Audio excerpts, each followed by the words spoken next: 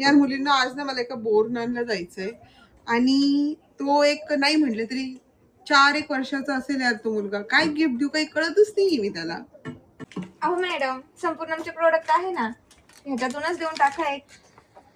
ए अरे हा, आपण हे बनवलेत ना हो. मस्त पैकी. दॅट्स रिअली ग्रेट आयडिया यार. हे ABCD बोलले ना आपण. वाव, म्हणजे ऍक्च्युली तो शिकू शकेल ह्याच्यामधनं है ना. अजून काय बनवलंय बरं आपण? खूप काही बनवलं मॅडम.